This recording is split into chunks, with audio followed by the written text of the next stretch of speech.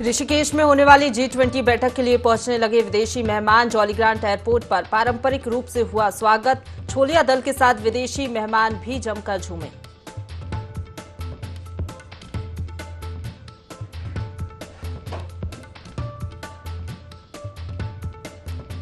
मसूरी पहुंचे पूर्व सीएम हरीश रावत लोगों से कांग्रेस से जुड़ने का किया आह्वान। कहा 15 दिनों में मसूरी की क्षतिग्रस्त सड़कें ठीक नहीं होंगी तो किया जाएगा उपवास।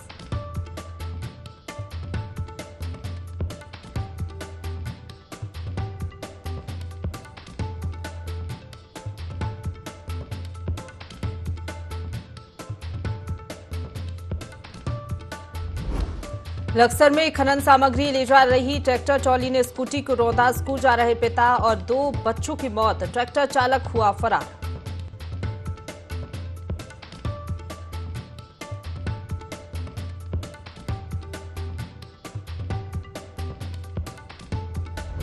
आज से फिर बदलेगा मौसम का मिजाज। पहाड़ से मैदान तक बारिश का ऑरेंज अलर्ट। 4 धाम यात्रियों को सावधानी बरतने की सलाह।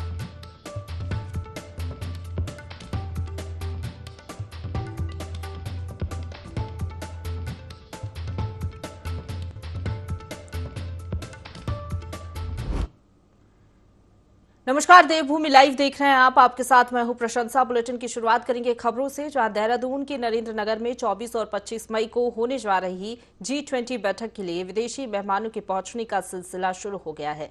विदेशी डेलीगेट्स का एक ग्रुप जॉलीग्रांट एयरपोर्ट पर पहुंचा, जहां उनका पारंपरिक रूप से तिलक और माला पहनाकर स्वागत किया गया। इस दौरान छोलिया नृत्य की पारंपरिक वाद्य यंत्रों पर प्रस्तुति दी गई। कलाकारों को देखकर डेलीगेट्स खुद को नहीं रोक पाए और महिलाओं के साथ ही पुरुष डेलीगेट्स ने भी उत्तराखंड के गीत संगीत पर कलाकारों के साथ नृत्य किया। सभी मेहमान एयरपोर्ट पर पहुंचे और इस दौरान मेहमान नवाजी से काफी खुश सभी नजर आए।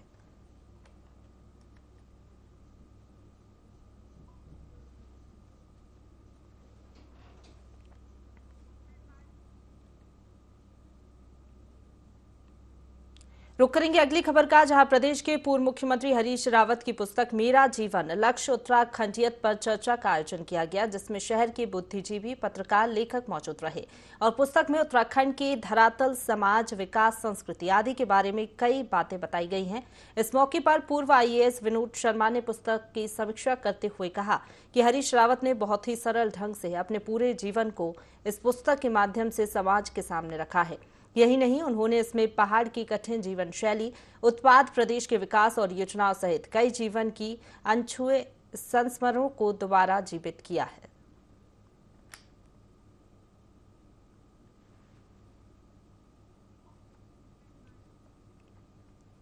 देहरादून के गांधी पार्क में कांग्रेस कार्यकर्ताओं ने महिला उत्पीड़न के विरोध में सर्वदलीय धरना प्रदर्शन दिया, जिस पर बीजेपी ने पलटवार किया। बीजेपी प्रवक्ता विनोद सुयाल ने कहा कि कांग्रेस की स्थिति इतनी खराब है कि उनके पदाधिकारी और कार्यकर्ता जमीनी स्तर पर काम करने को तैयार नहीं है, इसलिए कांग्रेस ने नया राग शुरू कर दिया है। साथ ही कहा कि उत्तराखंड सरकार जनता के हितों के लिए लगातार काम कर रही है। उत्तराखंड में जिन दलों का जनाधार नहीं है उसे सर्वदलीय नाम देकर धरना दे रहे हैं। धरना दें या उससे आगे की स्थिति में भी आ जाएं। अब उनकी स्थिति ऐसी हो गई है कि कांग्रेस पार्टी के पास अपने पास कार्यकर्ता या पदाधिकारी मुझे लगता है कि जमीनी स्तर पर काम करने के लिए कोई तैयार नहीं है। इसलिए उन्होंने नया एक राग आलापा है सर्वदलीय, और जिन दलों का उत्तराखंड में कोई अस्तित्व नहीं है, मुझे लगता है कि जिनके पास कुछ भी जनाधार कहीं पर दिखता नहीं है, उसको सर्वदलीय नाम देकर वो एक तरह का अनर्गल प्रलाप करने के लिए धरना दे रहे हैं।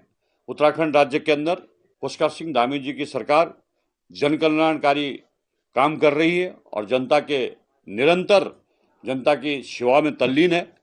इसलिए कांग्रेस को लगता है कि उनकी लोकप्रियता को देखकर कांग्रेस इस तरह के सर्वदलीय धरने करे या कुछ भी धरने करे, इससे कोई फर्क नहीं पड़ने वाला। आगे बढ़ेंगे। कलिया थाना की धनौरी चौकी क्षेत्र अंतर्गत 52 दर्रा के निकट देर रात्रि हुई महिला की हत्या के मामले का पुलिस ने 10 घंटों में खुलासा किया है। महिला की हत्या उसके पति ने की थी। महिला अपने पति से तलाक के एवज में 3 लाख रुपए की मांग कर रही थी। पुलिस ने हत्या के आरोपी पति को गिरफ्तार कर लिया है। आरोपी के पास से पुलिस ने एक चाकू और घटना में प्रयुक्त मोटरसाइकिल और खून से लथपथ कपड़े भी बरामद किए हैं।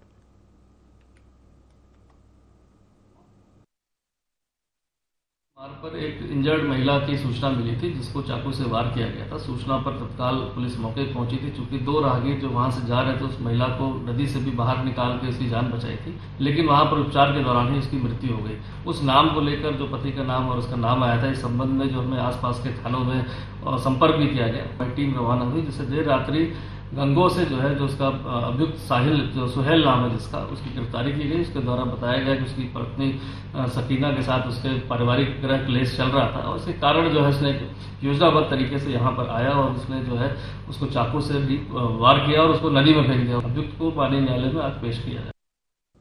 ऊधम सिंह नगर की खटीमा तहसील क्षेत्र में अवैध मिट्टी खनन का कार्य जोरों पर चल रहा है, जिस पर कार्रवाई करते हुए उप जिलाधिकारी ने अवैध खनन को रोकने और खनन कारोबारियों पर शिकंजा कसते छापेमारी की है, जिससे खनन माफियाओं में हड़कंप मच गया है।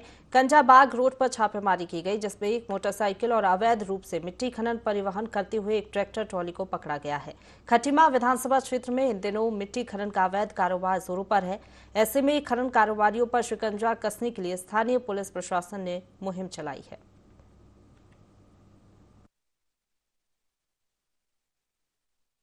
मझौला साइड में और पूरे खटीमा क्षेत्र में खनन माफियाओं द्वारा खनन की कार्रवाई की जा रही है और काफ़ी मात्रा में की जा रही है। लिहाजा परसों हमने इसमें छापेमारी करी थी, लेकिन उनको फील्डर्स के माध्यम से सूचना मिल जाती तो छुप जा रहे थे। परसों हमने रात को मझौला में लगभग 11:30 बजे छापेमारी करी और 11:30 से लेकर करीब 2 बजे तक हम उस पूरे रघुलिया और उस वाले क्षेत्र में हमने छापेमारी करी थी। कोई भी वहाँ पर मिला नहीं। फिर हम वापस जब आ रहे थे सूचना मिली कि कंजाबाग रोड के समीप कोई खनन किया जा रहा है, तो वहाँ पर हम गए मौके पर। तो एक ट्रैक्टर ट्रॉली हमने सीज़ करी और मोटरसाइकिल भी सीज़ करी है और उसको अभी भी हमने तहसील में जमा कर रखा है। लगातार इसमें हम कार्रवाई करेंगे और जब तक कि हम पूरे खनन को रोकना है। प्रदेश के 51 स्थानों पर पूर्व मुख्यमंत्री हरीश रावत के नेतृत्व में कांग्रेस से जुड़ी यात्रा निकाली जा रही है, जिसके तहत मसूरी में शहर कांग्रेस के नेतृत्व में यात्रा निकाली गई, जो गांधी चौक से माल रोड पैदल होते हुए शहीद भगत सिंह चौक तक आई और जनता से जुड़ने का आह्वान करते हुए समापन किया गया। इस मौके पर प्रदेश के पूर्व मुख्यमंत्री हरीश रावत ने कहा कि इस यात्रा का उद्देश्य लोगों को कांग्रेस से जोड़ना है। उन्होंने जनता का आह्वान किया कि कांग्रेस से जुड़े और उसे शक्ति दे ताकि लोकतंत्र के दोनों पहिए मजबूत रहें। विपक्ष को मजबूत करें। अगर विपक्ष कमजोर होगा तो जनता की परेशानियां बढ़ेंगी। अगर विपक्ष को ताकत देंगे तो इससे भारत का लोकतंत्र मजबूत होगा।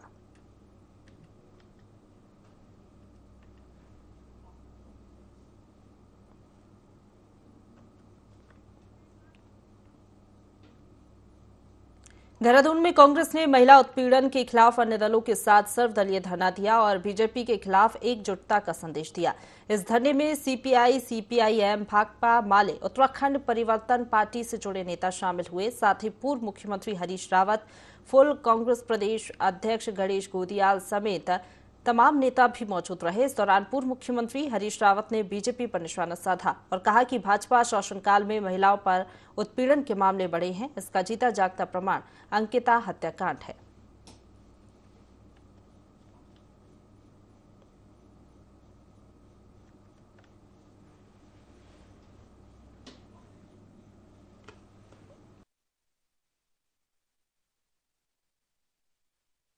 सभी वर्ग उत्पीड़ित हैं, सभी वर्ग दुखी हैं और महिलाओं का उत्पीड़न उत्तराखंड का एक बड़ा भारी अपमान है, एक खुला अपमान है। अंकिता हत्याकांड उसका ज्वलंत प्रमाण है। अंकिता ने स्वयं कहा एक वीआईपी के को विशेष सेवा देने के लिए मुझे विवश किया जा रहा है और उसी के लिए उसकी हत्या कर दी गई। उसने इनकार किया अपने सत्यत्व की रक्षा करने के लिए। तो लेकिन आज भी वो वीआईपी कौन है, वीआईपी और सबको मालूम है, सारी भाजपा को मालूम है, लेकिन उसके बावजूद भी उस वीआईपी को अभी तक अरेस्ट नहीं किया गया। और भी बहुत सारे उत्पीड़न हो रहे हैं। हर वर्ग, हर सामान्य उत्तराखंडी आज उत्पीड़ित हो रहा है। तो उन सब उत्पीड़ित लोगों की आवाज़ को मिल करके उठाने का जो निर्णय लिया गया, मैं उसके लिए प्रदेश कांग्रेस को और सभी लाइक माइंडेड पार्टीज के नेतागणों को बहुत बधाई। लालकुआ में वन विभाग का बुलडोजर चला है। लालकुआ के नजदीक पंतनगर लालकुआ की सीमा पर मंदिर और मजार को टीम ने ध्वस्त कर दिया। हाईवे अधिकारियों के साथ भारी पुलिस बल की मौजूदगी में बुलडोजर चलाया गया। वहीं रेंजर रूप नारायण गौतम ने जानकारी देते हुए बताया कि ये वन भूमि है जिस पर अतिक्रमण करके मंदिर और मजार का निर्माण कर दिया गया था। उच्च अधिकारियों द्वारा दिए गए निर्देश के क्रम में इनके ध्वस्तीकरण की कार्रवाई की गई है। के आदेश के अनुपालन में पहली बार ये नंगला बाईपास के बाद एक मजार थी और ये मंदिर, दोनों को हम आज ध्वस्त कर दे रहे हैं और आगे की कार्रवाई अभी देखते हैं क्या होती है। तो जैसे जो टांडा रेंजेस में 2 ही धार्मिक स्थल थे जो इनको आज ध्वस्त किया जा रहा है और अतिक्रमण है, इनको हटाया जाएगा। हाँ, कुछ अतिक्रमण क्षेत्र है जिनको चिन्हित किया जाएगा और शीघ्र इनको हटाया जाएगा। देखिए, पुलिस प्रशासन हमारे साथ है, पंतनगर थाना पुलिस, उधम सिंह नगर की पुलिस और पीएससी के सारे कर्मचारी अधिकारी हमारे साथ हैं। ये एनएच के अधिकारी हमारे साथ हैं। ये जो मस्जिद और ये मंदिर है एनएच की एरिया में आ रहा है, आप उसका नेतृत्व कर रहे हैं, ये उनके द्वारा कार्रवाई की जा रही है।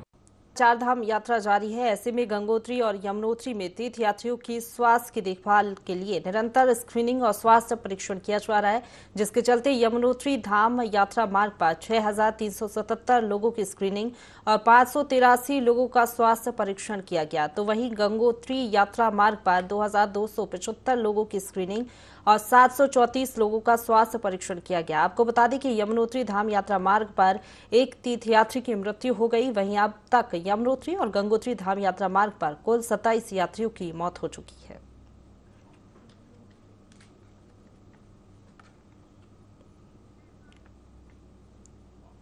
आगे बढ़ेंगे। पूर्व प्रधानमंत्री विश्वनाथ प्रताप सिंह की पोती अंद्रिजा मंझरी ने अपने पति और ससुराल पक्ष पर मामला दर्ज करवाया है। पीड़िता ने अपने ससुराल पर मारपीट, गाली गलौज और हमला करने का आरोप लगाया है। अंद्रिजा मंझरी का कहना है कि ससुराल पक्ष उसे दहेज के लिए प्रताड़ित करता था। पूर्व पीएम की पोती की शिकायत पर पुलिस ने मामला दर्ज कर लिया है।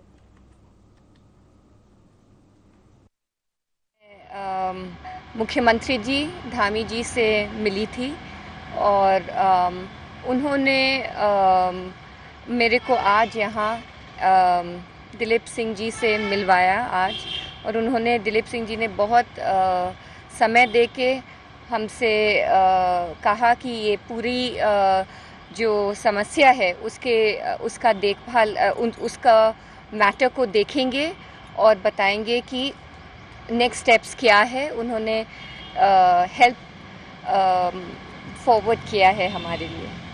जो कंप्लेनेंट हैं उनसे उसके पूरे जो भी समस्याएं हैं, जो भी कंप्लेंट्स हैं, उसके बारे में जानकारी करी और उनके एक एक कंप्लेंट से संबंधित जो बिंदु हैं उस पर मेरी चर्चा हुई है और बहुत सारी उनकी कुछ ग्रीवांसेस हैं उसको मैंने सुना और मैंने उनको अश्योर्ड किया है कि उस पूरे प्रकरण में तटस्थ होकर के पारदर्शी तरीके से पुलिस प्रभावी कार्रवाई करेगी और निश्चित रूप से इस पूरे प्रकरण में विधि के अनुरूप हम लोग अग्रिम विधिक कार्रवाई करना सुनिश्चित करेंगे।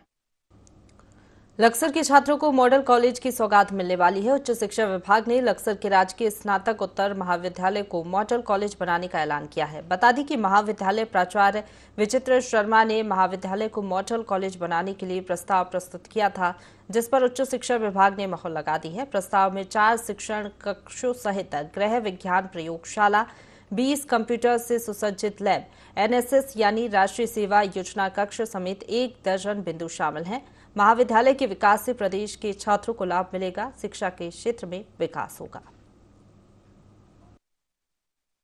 उत्तराखंड सरकार के द्वारा पूरे उत्तराखंड में 22 राजकीय महाविद्यालयों को मॉडल कॉलेज के रूप में विकसित करने का निर्णय लिया गया, जिसमें हमारा एक कॉलेज है। राजकीय स्नातकोत्तर महाविद्यालय लक्सर को भी उसमें चुना गया और उसके तहत हमें 10 मई को दून विश्वविद्यालय में एशियन डेवलपमेंट बैंक की टीम के समक्ष अपनी प्रस्तुति देनी थी, जो हमने दी और हमने उसमें इस कॉलेज की सारी समस्याओं को बताया, यहाँ पर उपलब्ध संसाधनों को बताते हुए इस कॉलेज के विकास के संबंध में यहाँ हमें कंप्यूटर लैब की आवश्यकता है, कैंटीन की आवश्यकता है, इन सब को बनाते हुए लगभग 20 करोड़ रुपया महाविद्यालय को आवंटित किए जाने हेतु सरकार को प्रस्ताव प्रस्तुत किया है।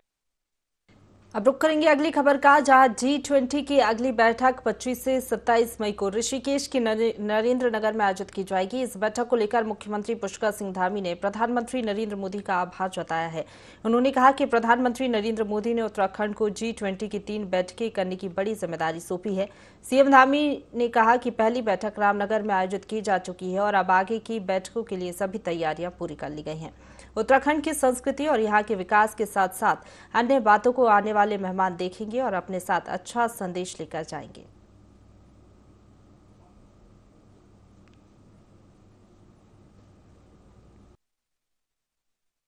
प्रधानमंत्री जी का धन्यवाद करता हूं कि उन्होंने हमारे राज्य को 3 G20 की बैठकें हमको यहाँ पर ऑर्गेनाइज करने का अवसर प्रदान किया। पहली बैठक हमारी रामनगर में हो चुकी है और बहुत शानदार बैठक रही। सभी आने वाले मेहमानों को, जिन लोगों ने उसमें भाग लिया, सभी एक अच्छा अनुभव लेकर गए और उत्तराखंड को पूरे विश्व के अंदर जाने का मौका मिला है। दूसरी बैठक भी हमारी ऋषिकेश नरेंद्र नगर में आयोजित हो रही है और तीसरी बैठक भी जून माह में आयोजित होगी। दूसरी बैठक के लिए हम पूरी तरह से तैयार हैं और आने वाले मेहमानों का स्वागत करेंगे। यहाँ की जो विशेषताएँ हैं, जो यहाँ का वैशिष्ट है, जो किया हुआ कार्य है, या जो चीज़ें पूरे विश्व के अंदर जानी चाहिए, उत्तराखंड की पहचान, उत्तराखंड की जो हमारी समृद्ध सांस्कृतिक विरासत है, उन सबको विश्व के अंदर ले जाने के हमारे पास अच्छा अवसर मिला है। तो G20 के सभी लोगों के स्वागत के लिए और अपनी पहचान को और समृद्ध बनाने के लिए हम लोग आगे बढ़ेंगे। खबर उत्तरकाशी से है, जहां गंगोत्री विधायक सुरेश चौहान की सूझबूझ से स्थानीय निवासी की जान बच पाई है। आपको बता दें कि गढ़थाती के पूर्व प्रधान को हार्ट अटैक आ गया था और उनकी स्थिति काफी गंभीर थी, जिस कारण जिला अस्पताल ने उन्हें देहरादून रेफर कर दिया था। पर 6 घंटे की लंबी दूरी होने के कारण उनकी जान को खतरा हो सकता था, लेकिन स्थानीय विधायक सुरेश चौहान ने संवेदनशीलता दिखाते हुए एयर एम्बुलेंस की व्यवस्था कर उन्हें देहरादून भेजा।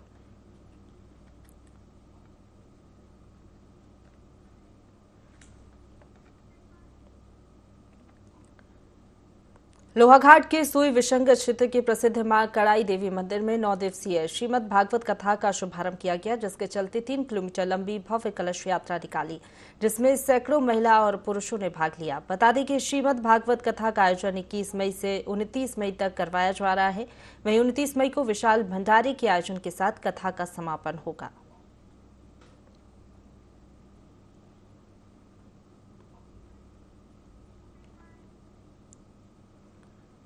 लक्सर जीआरपी ने रेलवे स्टेशन से एक शातिर चोर को धर दबोचा है। बता दें कि ये चोर रेलवे स्टेशन और रेलगाड़ियों से फोन झपटने और चोरी की कई वारदातों को अंजाम दे चुका था। जीआरपी के मुताबिक कई दिनों से चोर की तलाश जारी थी, जिसके बाद रुड़की रेलवे स्टेशन के पास से आरोपी वसीम को चोरी के 4 मोबाइल के साथ गिरफ्तार किया गया है।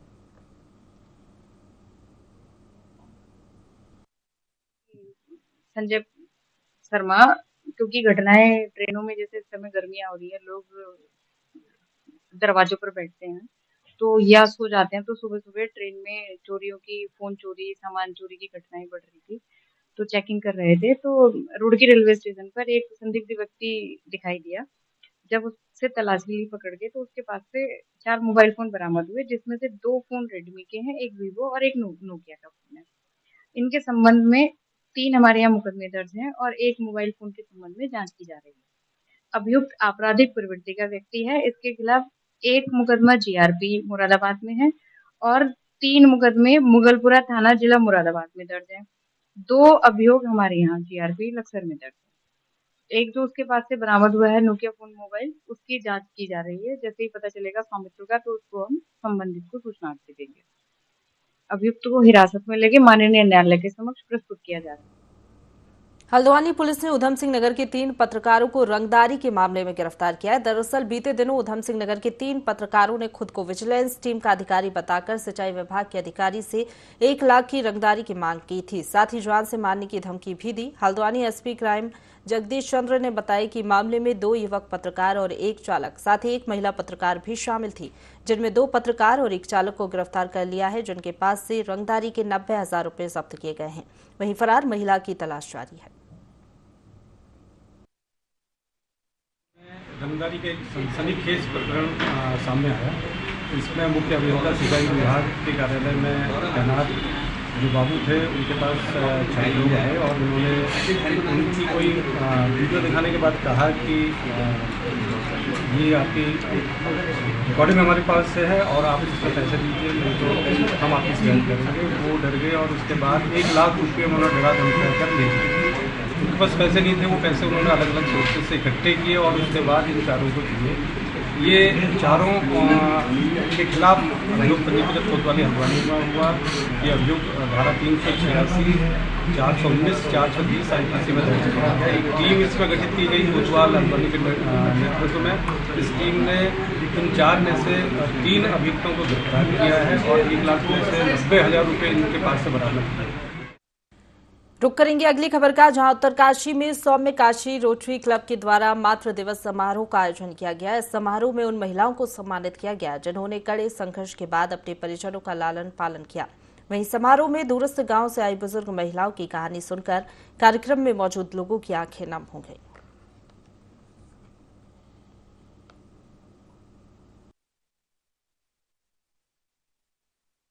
28 साल से मैंने अपने बच्चों का पालन पोषण करा। मैंने जो लोहा का धंधा में थे, जब धान बड़ा बड़ा हो जाते तो लोहा का धंधा लगाया, मैंने हाथ भी लगाया।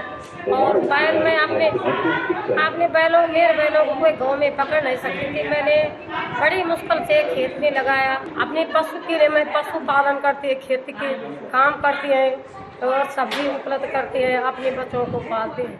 रोटरी क्लब रोटरेट क्लब जो है विगत 5 वर्षों से इस प्रकार के कार्यक्रम करता रहा कि मातृ दिवस पर हम विभिन्न माताओं को सम्मानित करते हैं। ऐसी माताएं जो अलग अलग क्षेत्रों में काम करती हैं और आज जिनको सम्मानित किया गया वो ऐसी महिलाएं हैं जो खेतों में हल चला रही हैं, ऐसी महिलाएं हैं जो रोड़ी तोड़ रही हैं, ऐसी महिलाएं हैं जो चीड़ के फूलों के बीजों को एकत्रित करके, और ऐसी महिलाएं हैं जो मशरूम उगा करके अन्य महिलाओं को समाज में प्रेरित कर रही है। ऐसा अनुकरणीय कार्य कर रही है, उल्लेखनीय कार्य कर रही है, जिससे वो इन कार्यों को करने से वो अपने परिवार को तो पाल रही है, लेकिन साथ ही वो समाज के लिए एक अनुकरणीय कार्य भी कर रही है। इसी के साथ बुलेटिन में फिलहाल इतना ही। खबरों का सिलसिला लगातार जारी है, आप बने रहिए हमारे साथ।